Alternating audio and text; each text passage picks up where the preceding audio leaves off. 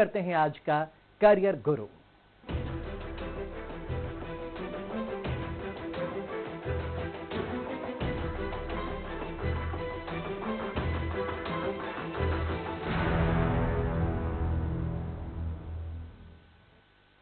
जी हाँ, तो एमपीपीएससी के लिए कई युवा कई सालों तक मेहनत करते हैं, बावजूद इसके उन्हें कामयाबी नहीं मिल पाती। आखिर उनसे कहाँ चूक हो जाती है, कैसे उन कमियों को दूर करें? आज इन्हीं तमाम सवालों का जवाब देने के लिए हमारे साथ स्टूडियो में सिग्मा इंस्टीट्यूट के एकेडमिक डायरेक्टर प्रोफेसर अभिषेक खरे जी मौजूद हैं। सर, आपका बहुत स्वागत है। और साथ में हमारे हैं सिग्मा इंस्टीट्यूट के संचालक हर्षवर्धन जैन। हर्षवर्धन जी, आपका भी बहुत स्वागत है, जिनसे हम जानेंगे कि एमपीपीएससी परीक्षा क्लियर करने के लिए तैयारियां कैसे की जाएं। और आप सभी दर्शक भी सीधे यहां पर सवाल कर सकते हैं हमारे दोनों खास मेहमानों से। इसके लिए आप हमारे नंबर नोट करें। हमारे नंबर हैं 0755402900 और 40290006। इन पर आप हमें सवाल कर सकते हैं। फोन करके हमारे जो दोनों खास मेहमान हैं उनसे अपने सवालों का जवाब हासिल कर सकते हैं। सबसे पहले अभिषेक सर, आपसे जानना चाहेंगे एमपीपीएससी एग्जाम के बारे में। हालांकि बहुत से युवा जानते हैं, लेकिन जो नहीं जानते उन्हें कैसे आप समझाएंगे कि क्या है एमपीपीएससी एग्जाम? जी, सबसे पहले मैं बताता हूं कि एमपीपीएससी एग्जाम का पैटर्न क्या है। पहले तो एक बहुत बेसिक सी चीज है। देखिए, एमपीपीएससी एग्जाम जो है वो 3 चरणों में विभाजित है। पहला है प्रारंभिक परीक्षा, जिसमें 2 पेपर होते हैं, एक सामान्य अध्ययन का और एक एप्टीट्यूड का।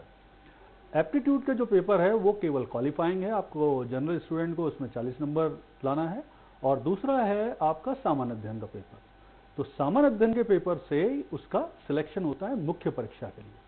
ध्यान रखें कि जो प्रारंभिक परीक्षा है वो केवल एक स्क्रीनिंग एग्जाम है, छटाई परीक्षा है। 2 से 2.5 लाख स्टूडेंट प्रतिवर्ष ये परीक्षा देते हैं और पोस्ट के 15 गुने स्टूडेंट को निकालते हैं मुख्य परीक्षा के लिए। फिर द्वितीय स्टेप होता है मुख्य परीक्षा।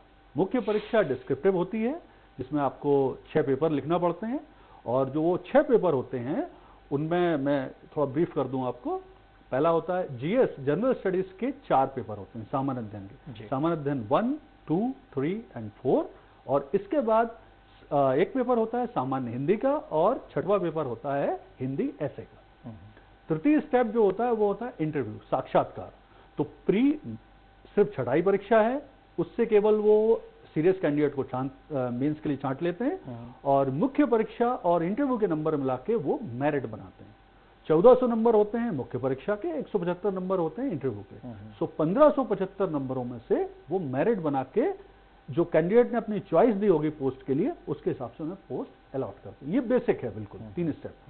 सरल परीक्षा है, मध्य प्रदेश की प्रमुख प्रशासनिक परीक्षा है, मध्य प्रदेश की सर्वाधिक प्रतिष्ठित परीक्षा है। मध्य प्रदेश में क्लास 2 और क्लास 3 पोस्टें इसी परीक्षा से मिलती हैं। बिल्कुल।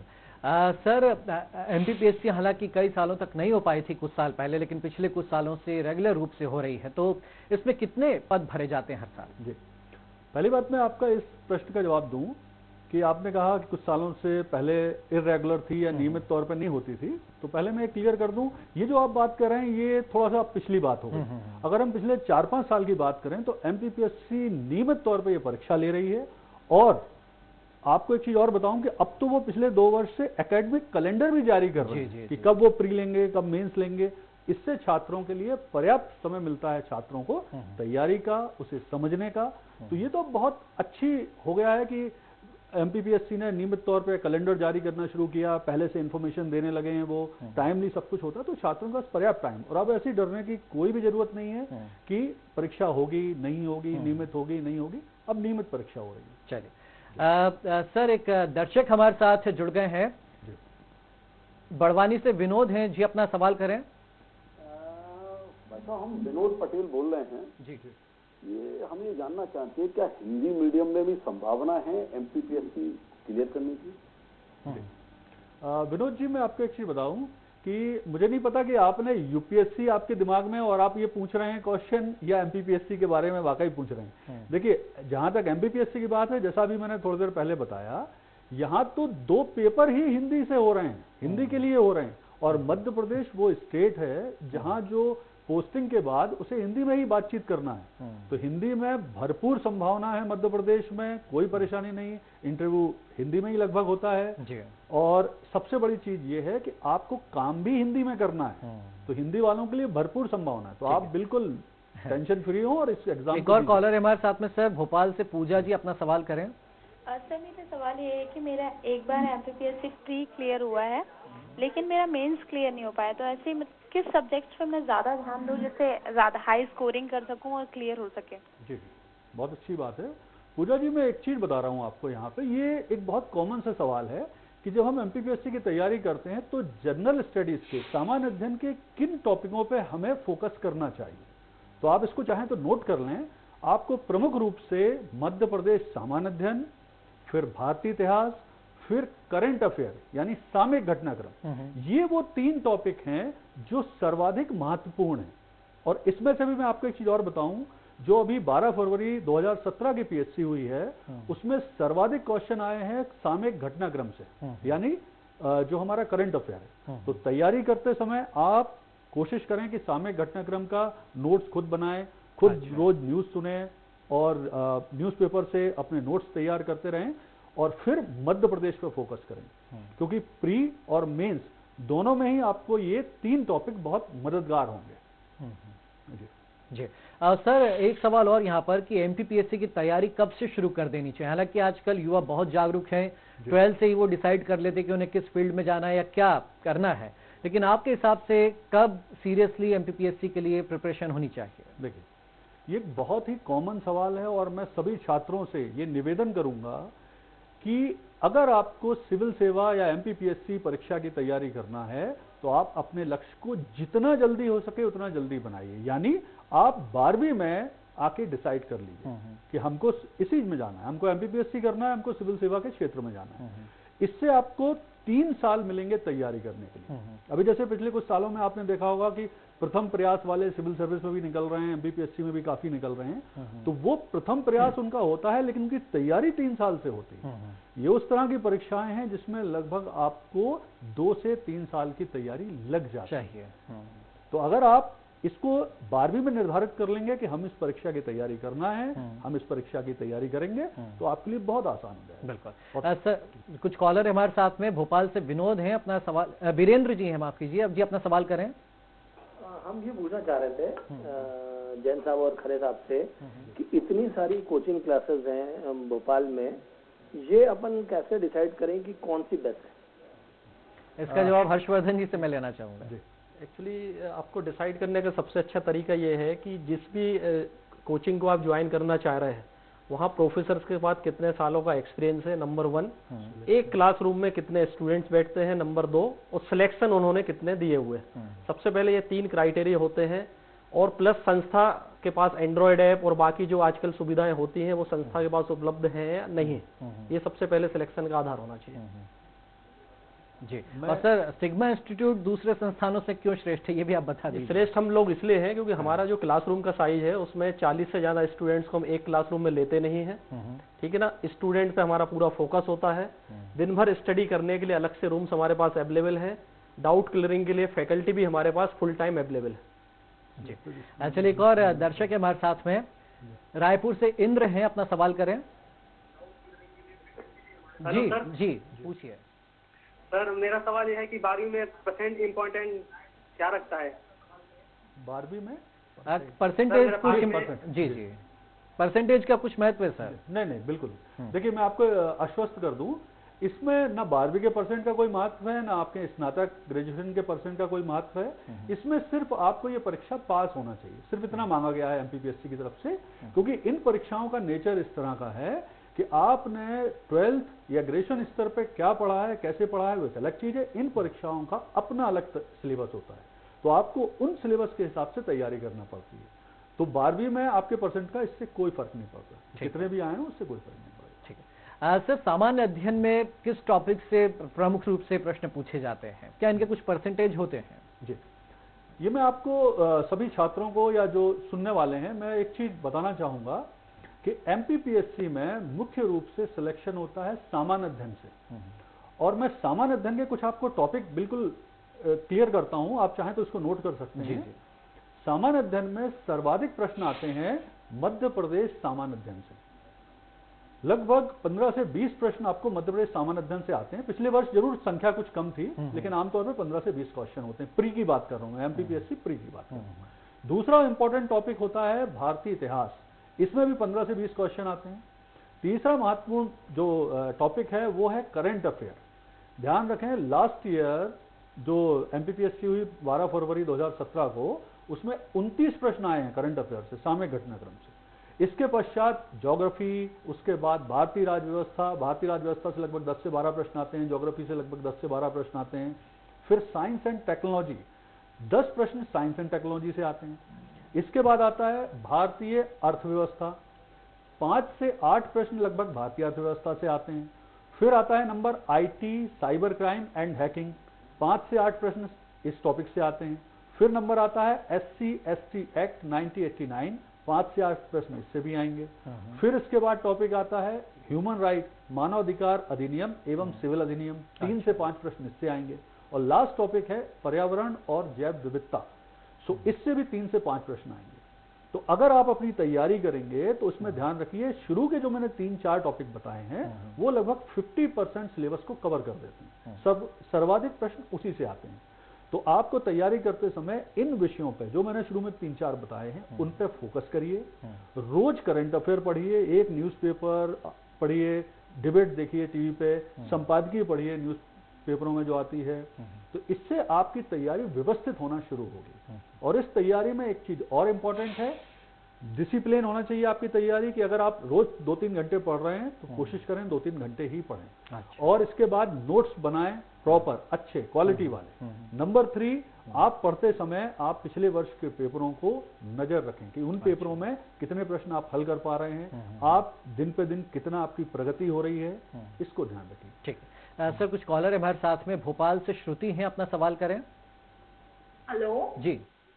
सर, मैं पूछना चाहती हूँ कि एमपीपीएससी के लिए ज्योग्राफी की पढ़ाई किस तरीके से करूँ, बिकॉज ज्योग्राफी मेरा बहुत वीक सब्जेक्ट है और उसके लिए मुझे किस तरीके से अपनी तैयारी रखनी चाहिए। जी श्रुति, देखिए ऐसा है कि जैसे मैंने अभी थोड़ी देर पहले ही टॉपिक बताए हैं सारे, उसमें ज्योग्राफी से एमपीपीएससी प्राथमिक परीक्षा में लगभग 10 से 12 प्रश्न आते हैं जी।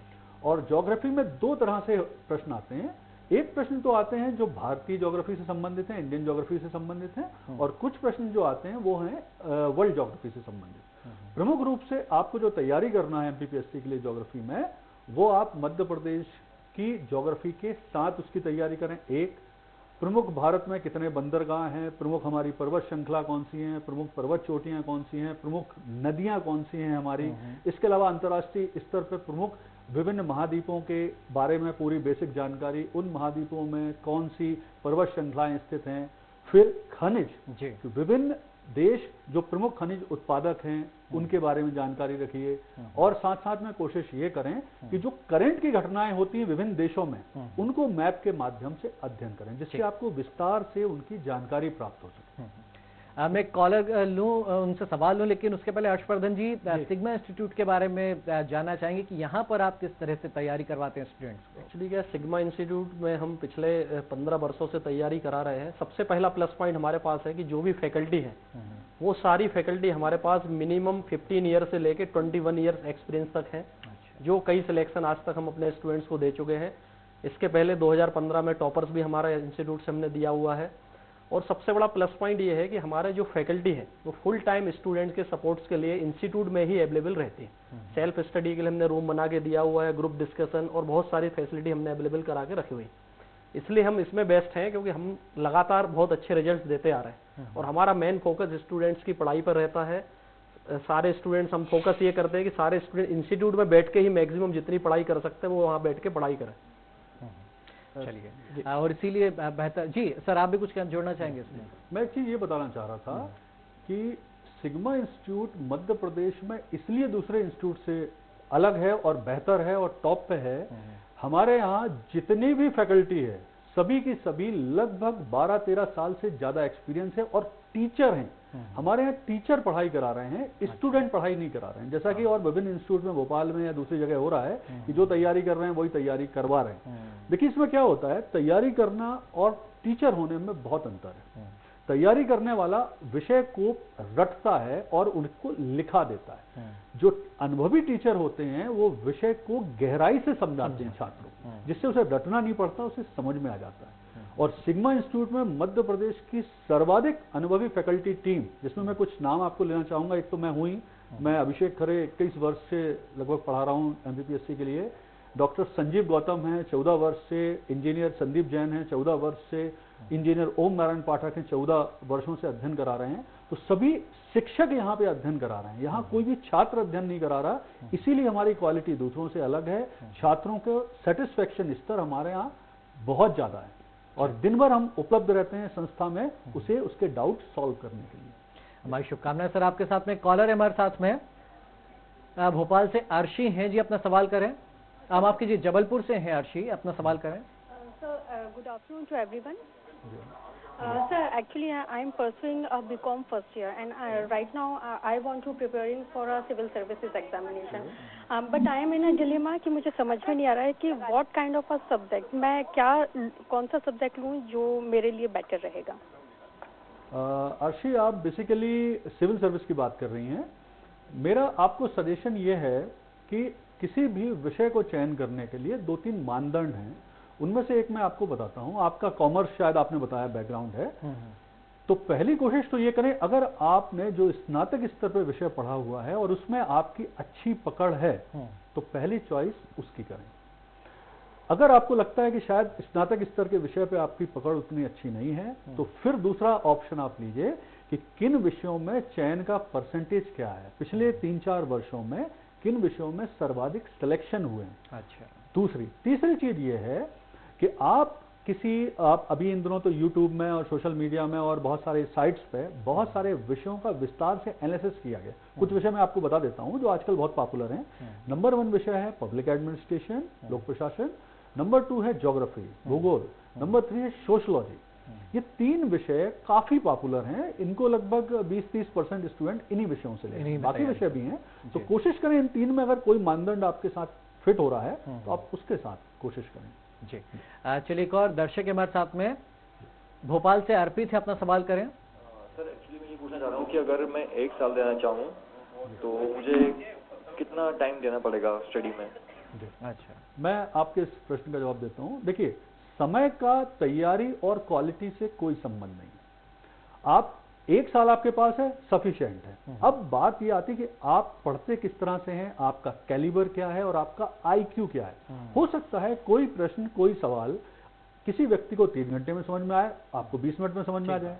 तो समय से इसको मत बांधिए, आप क्वालिटी के साथ जाइए। मेरा एक सजेशन है, 3 से 5 घंटे रोज अगर आप विषयों को रोटेट करके पढ़ रहे हैं, यानी आप प्रतिदिन 2 जीएस के टॉपिक पढ़िए, सुबह शाम दोपहर में जो भी आप 3 से 5 घंटे को डिवाइड करना चाहें उसमें पढ़िए। और पढ़ने के दौरान मैं आपको एक सिंपल 7 दिन का चार्ट बताता हूं। 3-3 दिन 2 विषयों को पढ़िए। सैटरडे का दिन रखिए एप्टीट्यूड के लिए और संडे रखिए केवल एमसीक्यू हल करने के लिए। कम से कम 200 से 300 एमसीक्यू संडे को हल करिए। सैटरडे एप्टीट्यूड, बाकी 5 दिन आप जीएस पढ़िए, 2 टॉपिक रोटेट करके 3 से 5 दिन।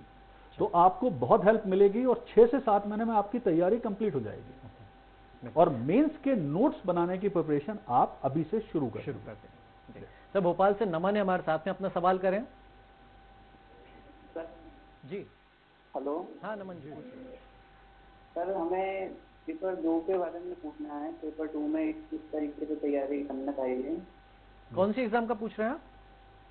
सर प्री के लिए, मैं प्री के पेपर 2 के एप्टीट्यूड के बारे में पूछ रहे हैं। हाँ, एप्टीट्यूड के बारे में। अच्छा, देखिए, जो सामान्य अध्ययन का प्रारंभिक परीक्षा में एप्टीट्यूड का जो पेपर आता है, पहली बात तो मैं ये बता दूं कि वो केवल क्वालिफाइंग है। केवल उसमें आपको न्यूनतम अंक लाना है जो 40% है सामान्य वर्ग के लिए, बाकी के लिए तो 33% है।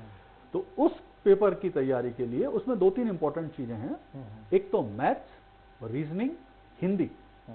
अगर आप मैथ्स, रीजनिंग और हिंदी की तैयारी कर लेंगे सही ढंग से, और हिंदी में भी अपठित गद्यांश, उसमें अच्छे नंबर मिल जाते हैं।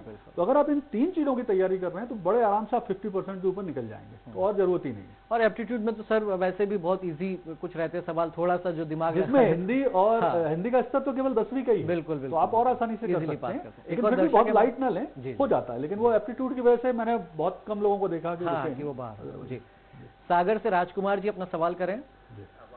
हाँ जी सर, हेलो। हाँ पूछिए। हाँ जी सर, मैं सागर से बोल रहा था, राजकुमार श्रीवास्तव जी। तो मैं सर ये पूछना चाहता हूँ, यदि मतलब बीएससी कर रहा है लड़का जी, तो एमपीपीएससी से कौन से सब्जेक्ट लेना चाहिए? जी, मैं आपको थोड़ा सा ये सर कंफ्यूजन है एक्चुअली। पहले जो था कि सब्जेक्ट उसमें डिसाइड करना पड़ता था, तो अभी भी वो उनमें है लोगों के। देखिए राजकुमार जी, मुझे लगता है थोड़ा सा आपकी जानकारी अपडेट नहीं है। अब एमपीपीएससी विषय खत्म हो गए हैं। अब केवल सामान्य अध्ययन के 4 प्रश्न, 4 प्रश्न पत्र और एक सामान्य हिंदी और एक हिंदी निबंध का पेपर होता है। अब विषय खत्म हो चुके हैं। विषय केवल यूपीएससी में, सिविल सर्विस में है, पीएससी से खत्म हो चुके हैं। भोपाल से गौतम है हमारे साथ में जी, अपना सवाल करें। सर नमस्कार। जी सर नमस्कार। पूछिए। बताइए। सर मैं यूपीएससी की तैयारी कर रहा हूँ और पब्लिक एडमिनिस्ट्रेशन मेरा विषय है, ऑप्शनल। तो क्या सर वो उसका पीएससी में एमपीपीएससी भी देना चाहता हूँ, क्या उसका फायदा मिलेगा मुझे सर? जी जी, देखिए गौतम जी, ऐसा है कि आपका जो पब्लिक एडमिनिस्ट्रेशन विषय है वो आपको काफी हेल्प करेगा। मध्य प्रदेश पीएससी में सामान्य अध्ययन में एक विषय होता है भारतीय राज्य व्यवस्था, तो उसमें काफी आपको वो हेल्प कर सकता है। और अगर आपने यूपीएससी स्तर का पब्लिक एड पढ़ा है तो इसका मतलब आपके इंटरनेशनल संबंध यानी कुछ करंट अफेयर भी आपने साथ में पढ़े होंगे, तो वो आपको निश्चित तौर पे हेल्प करेगा। और यूपीएससी की अगर आपकी प्रॉपर तैयारी की हुई है आपने, तो एमपीपीएससी में आपको विशेष तौर पे मध्य प्रदेश सामान्य अध्ययन पे जोर देना पड़ेगा, क्योंकि ये विषय ऐसा है जिसे यूपीएससी के छात्र नहीं पढ़ते। तो आप इस पे जोर दीजिए। बाकी मुझे लगता है अगर आपने प्रॉपर 1 आध साल की तैयारी की है यूपीएससी की, तो ये विषय भी हेल्प करेगा और आपकी तैयारी भी सहायता करेगी। उज्जैन से जितेंद्र जी अपना सवाल करें। जी सर, मैं उज्जैन से बोल रहा हूँ सर, जितेंद्र। सर मेरा क्वेश्चन है कि सर मैं जो मेंस का पेपर लिखना है, मेंस का जो पेपर है उसमें लिखने का क्या तरीका है और किस तरह लिखना चाहिए सर? जी जी, देखिए जितेंद्र जी, मैं आपको एक चीज बताता हूँ। एक्चुअली में सिलेक्शन का आपका लगभग 80% दारोमदार आपकी मुख्य परीक्षा पे ही निर्भर करता है। और मुख्य परीक्षा में चूंकि आपको लिखना है, तो लिखना ऐसा नहीं हो सकता कि आप अचानक से शुरू कर दें और लिखना। देखिए मैं सभी छात्रों को कई सालों से बता रहा हूं, लिखने की प्रैक्टिस आप जब इस तैयारी इस परीक्षा की शुरू करते हैं उस दिन से ही शुरू कर दीजिए, क्योंकि लिखना ही काफी नहीं होता। एमपीपीएससी में आपको बताता हूं मैं, लगभग 3 तरह के प्रश्न पूछे जाते हैं। 15 प्रश्न पूछे जाते हैं जिसके जवाब आपको 1 और 2 लाइन में देना है। 10 प्रश्न पूछे जाते हैं जिसके जवाब आपको 100 शब्दों में देना है। और 3 प्रश्न ऐसे पूछे जाते हैं जिसके जवाब आपको 300 शब्दों में देना है। तो आप कुल मिला के समझिए लगभग 2500 के आसपास शब्द हो जाते हैं। इन्हें लिखने के लिए आपको कम से कम 6 महीने तक आपकी प्रैक्टिस होना चाहिए, रोज 1000 शब्द लिखने की। अदरवाइज आप परीक्षा हॉल में वो लिख ही नहीं पाएंगे। नंबर 1। नंबर 2, आपके उत्तर में एक तो मांगी गई जानकारी होना चाहिए, आपकी भाषा का फ्लो होना चाहिए। फर्स्ट कम फर्स्ट, यानी अगर कोई प्रश्न ऐसा पूछा जा रहा है तो इतिहास से शुरू करके और करंट की चीजों को सबसे नीचे लाइए। तीसरा, चौथा चीज, ग्रामेटिकल मिस्टेक नहीं होना चाहिए। 5वीं चीज है भाषा का, उनने पहले से आपको दिया हुआ है कि भाषा आपकी साफ सुथरी अच्छी समझ में आने वाली होना चाहिए। अगली बात है कि आपको शब्द सीमा का पूरी तरह से आपको ध्यान रखना है। आपने जैसी शब्द सीमा पार की वो नंबर काट लेंगे। और एक और मैं चीज आपको बताता हूँ, कई ऐसे और मेरे छात्र हैं जिन्होंने गलतियां की हैं और बाद में परेशानी हुई। पीएससी साफ साफ बोलती है कि आपको आंसर 1 से लेकर 10 तक यानी इस सीरीज में देना है। पहले आंसर आपको 1 का शुरू करना है, फिर दूसरा, तीसरा, चौथा, और एक पेज पे एक ही आंसर लिखना है। अच्छा। लोग बहुत सारी गलती करते हैं, वो आगे पीछे करते रहते हैं, फिर बाद में सोचते हैं अरे मुझसे मिस्टेक हो गई, वहां नंबर कट जाते हैं। तो इन कुछ बेसिक चीजों है, इनका ध्यान रखें। नोट्स आप पहले दिन से ही बनाना शुरू कर दीजिए। क्वालिटी के नोट्स बनाइए, उससे चेक कराइए अपने सीनियर से, छात्रों से, और जो भी टीचर उपलब्ध हैं आप उनसे कराएं उसको। आप निश्चित तौर पर कर सकते हैं, कहीं परेशानी नहीं। सर एक लास्ट कॉलर है हमारे साथ में, भोपाल से पूजा जी, अपना सवाल करें। पूजा बोल रही हूँ भोपाल से, मैरिट कॉलेज से हूँ। Sir I am preparing for IES sir, but मुझे एक चीज़ समझ में नहीं आती कि इन सब चीज़ों में टेक्निकल और नॉन टेक्निकल दोनों को टाइम देने के लिए अपना टाइम मैनेजमेंट कैसे सुधारा जाए, और इसी बीच में फिर ये सब इसीलिए सर, तो क्या आप मुझे बता सकते हैं कि टाइम मैनेजमेंट कैसे करना है? सर इसका जवाब आप दीजिएगा। एक और बस आखिरी कॉलर हम ले रहे हैं, ऋषभ भी है हमारे साथ में। जी ऋषभ, अपना सवाल करें। सर मैं भोपाल से बोल रहा हूँ। मैं ये पूछना चाहता हूँ कि करंट अफेयर्स में डेली वेजेस में कैसे अपडेट रहें और टाइम मैनेजमेंट इसका क्या होना चाहिए? सबसे पहले मैं करंट वाला आंसर देता हूँ आपका, ये सबके लिए कॉमन काम आएगा। देखिए पहली बात, बहुत सारे छात्रों को ये पता ही नहीं है करंट अफेयर आखिर होता क्या है। तो मैं आपको पहले क्लियर कर दूं, करंट अफेयर के टॉपिक बता देता हूं। करंट अफेयर में हम कवर करते हैं राष्ट्रीय घटनाक्रम, अंतर्राष्ट्रीय घटनाक्रम, खेल, चर्चित व्यक्ति, चर्चित स्थान, प्रमुख पुरस्कार, प्रमुख पुस्तकें, फिल्म, टेलीविजन, प्रमुख फिल्में, इन सबको हम कवर करते हैं सामयिक घटनाक्रम के अंतर्गत। नंबर 1। नंबर 2, सामयिक घटनाक्रम होता है जो भी लास्ट प्री होगा, आपका जो प्री एग्जाम होना है उससे 1 महीने पहले से लेके पिछला 1 वर्ष, यहां तक करंट अफेयर आपको पूरा कवर करना है। और करंट अफेयर के लिए आप अपने नोट्स बनाइए, रोज पेपर पढ़िए, उन्हें जो मैंने शीर्षक बताए इनमें विभाजित करके अपने नोट्स बनाइए। नोट्स बनाने के साथ साथ कोशिश करें संपादकीय, जो प्रमुख संपादकीय आती है उससे विस्तार से उसका अध्ययन करें और उनको काट के अपने पास रखें। फिर उस पर अपनी एक राय डेवलप करके उसका एक आंसर लिख के रख लें। तो इस तरह से आपकी पूरी प्रॉपर प्रिपरेशन तैयार होगी। करंट अफेयर सबसे इंपॉर्टेंट टॉपिक है इस समय MPPSC के लिए। बिल्कुल। और सर हर्षवर्धन जी से मैं गुजारिश करूंगा कि चलते चलते एक लास्ट कमेंट उन सभी के लिए जो MPPSC एग्जाम क्लियर करने का सोच रहे हैं, वो हिम्मत नहीं कर पा रहे, तो उनको आप क्या कहेंगे? एक्चुअली मैं सभी छात्रों से ये बोलना चाहता हूँ कि सबसे पहले तो अपना डर दूर निकाल दें। MPPSC ऐसा कोई कठिन एग्जाम नहीं है, बहुत ही सरल एग्जाम है। यदि प्रतिदिन आप 8 से 10 घंटे देते हैं तो आप इजीली इस एग्जाम को क्रैक कर सकते हैं। और जो लोग अभी इंजीनियरिंग कर रहे हैं या परसुइंग है या अंडर ग्रेजुएट हैं, वो चाहे तो सैटरडे संडे इस पे फोकस करें, 4-4 घंटे सैटरडे संडे दें। जैसे ही वो ग्रेजुएशन के फाइनल ईयर में आते हैं पूरे तरीके से उस तैयारी पे फोकस कर लें। तो मैं सभी को यही संदेश देना चाहता हूँ कि बिल्कुल एग्जाम से ना डरें, निर्भीक होकर एग्जाम का सामना करो। और एग्जाम बहुत ही सरल है, आप चाहें तो हम लोगों से काउंसलिंग भी हम लोग करते हैं, तो काउंसलिंग भी आप आ सकते हैं। चलिए, फ्री ऑफ कॉस्ट है काउंसलिंग, कोई दिक्कत नहीं, जिसको भी जो सलाह लेनी ले सकते हैं। प्रोफेसर अभिषेक खरे सर और हर्षवर्धन जी, आप दोनों का बहुत बहुत शुक्रिया हमारे साथ इस कार्यक्रम में जुड़ने के लिए और हमारे दर्शकों को अहम जानकारियां देने के लिए। तो करियर गुरु कार्यक्रम में आज बस इतना ही। हम फिर हाजिर होंगे करियर के किसी और ऑप्शन पर चर्चा और आपके नॉलेज को अपडेट करने के लिए। तब तक आप देखते रहिए Swaraj express.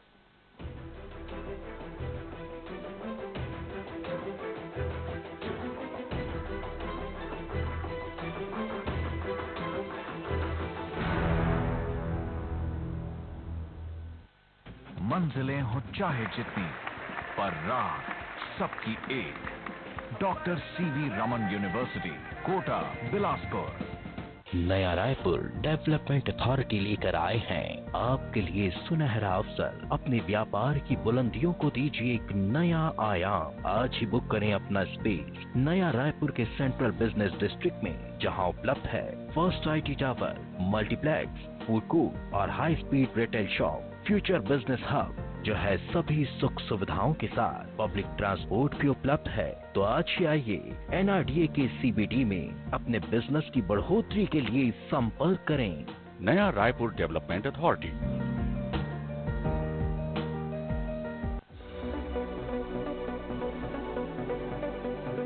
The college you always dreamed of. MK Ponda College of Business and Management. Huge infrastructure, vibrant classrooms, high-tech computer lab, rich libraries, colorful cafeteria, sports zone, auditorium, green campus,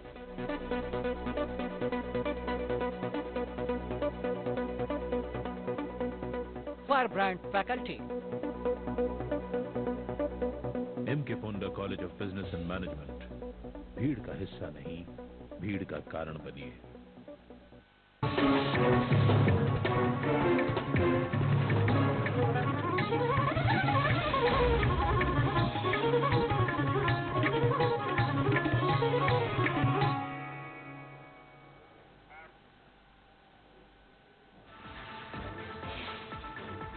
CM Shivraj Singh Chauhan Satna दौरे के दूसरे दिन पहुंचे चित्रकूट। स्थानीय कार्यक्रम में शामिल होकर करोड़ों के निर्माण कार्यों का किया भूमि पूजन। संतों से भी की मुलाकात। शाम 7 बजे लौटेंगे भोपाल।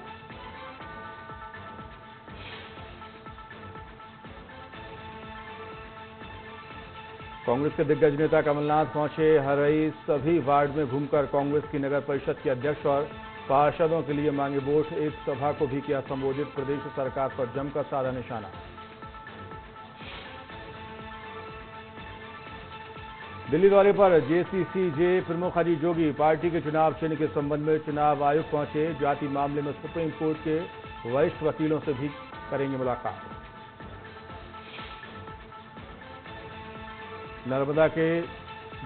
भोपाल की नर्मदा भवन में कलेक्टर्स की बैठक जारी। किसानों से जुड़े पेंडिंग राजस्व मामलों की प्रदेश के मुख्य सचिव बीपी सिंह कर रहे समीक्षा। सरदार सरोवर बांध के विस्थापितों का आंदोलन तेज। आज चूल्हा नहीं जलाएंगे डूब प्रभावित। आदर्श पुनर्वास और उचित मुआवजे की मांग। आज पूरी हो रही है विस्थापन की म्याद।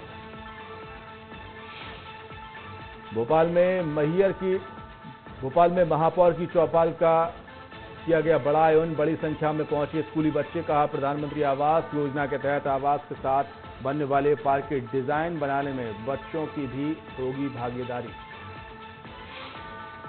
धर्मजयगढ़ के जलडेगा में नाबालिगों की तस्करी कर रहे 2 युवकों को पुलिस ने किया गिरफ्तार। दोनों आरोपी 8 बच्चों को बोरवेल मशीन पर काम कराने के लिए बस से ले जा रहे थे भोपाल। मुखबिर की सूचना पर पुलिस की कार्रवाई।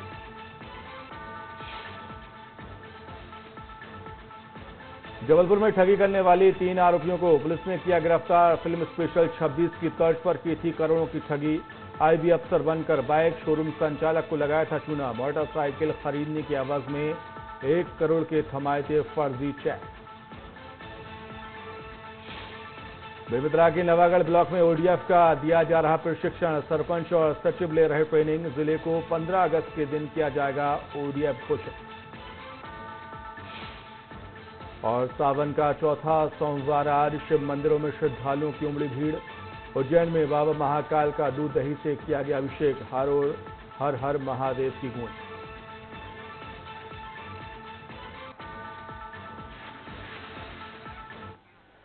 आप देख रहे हैं स्वराज एक्सप्रेस और मैं हूं आपके साथ सलमान नजीर। और खबरों की शुरुआत करते हैं राजधानी भोपाल से। बड़ी खबर आ रही है भोपाल से।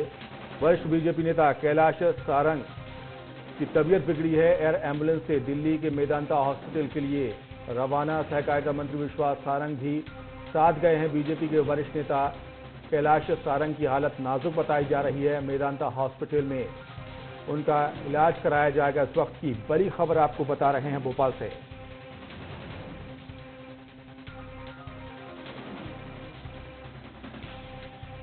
दुष्यंत जुड़ गए ज्यादा जानकारी के साथ। दुष्यंत बताइए फिलहाल क्या कुछ हालत बताई जा रही है? सलमान बताना चाहूंगा कि बीजेपी के वरिष्ठ नेता हैं कैलाश सारंग और